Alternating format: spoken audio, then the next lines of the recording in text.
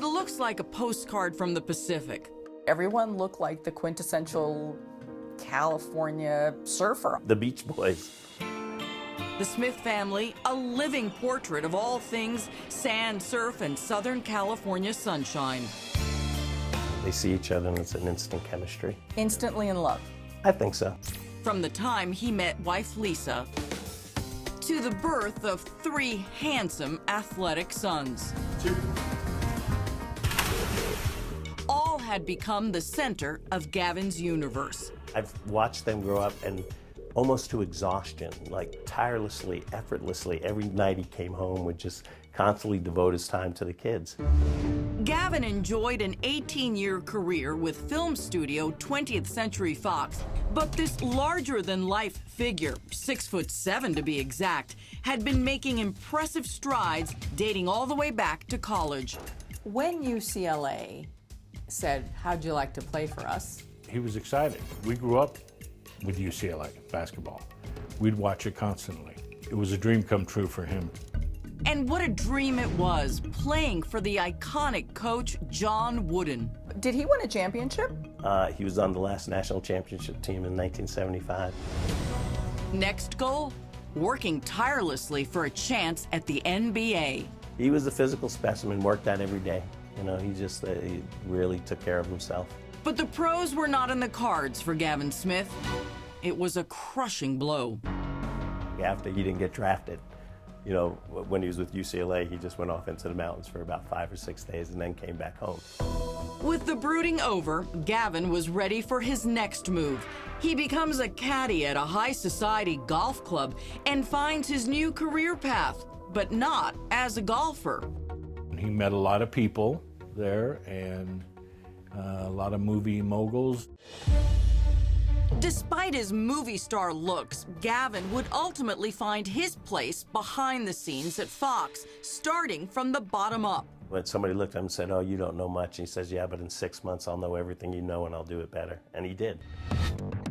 Gavin worked his way up the ladder to become an affable, smart film distributor, loved by all. He was an honest, caring person. Give the shirt off of his back.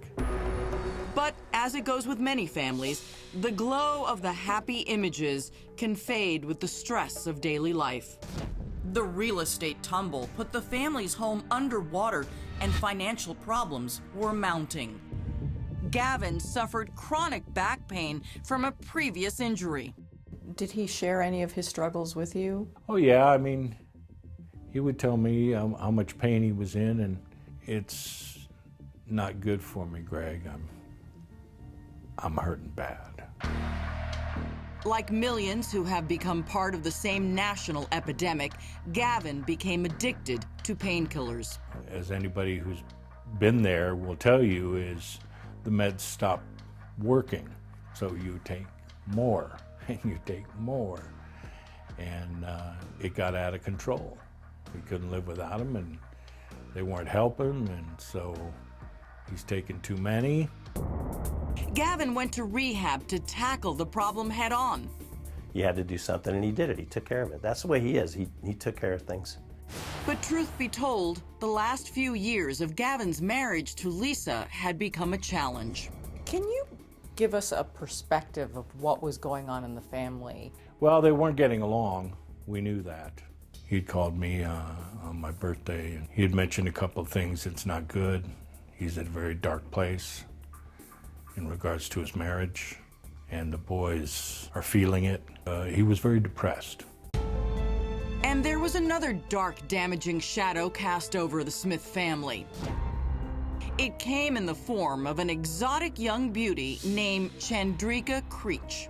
Let's talk about, how did Gavin Smith meet Chandrika? Gavin Smith met Chandrika at the Matrix Drug Rehabilitation Facility. That's how they became friends and then later lovers. That's when Gavin's troubles went from bad to catastrophic. You see, Chandrika was also married to convicted drug dealer John Creech. But according to the couple, staying together was a matter of financial convenience. They're separated, but living together according to those parties. John Creech is actually seeing another woman.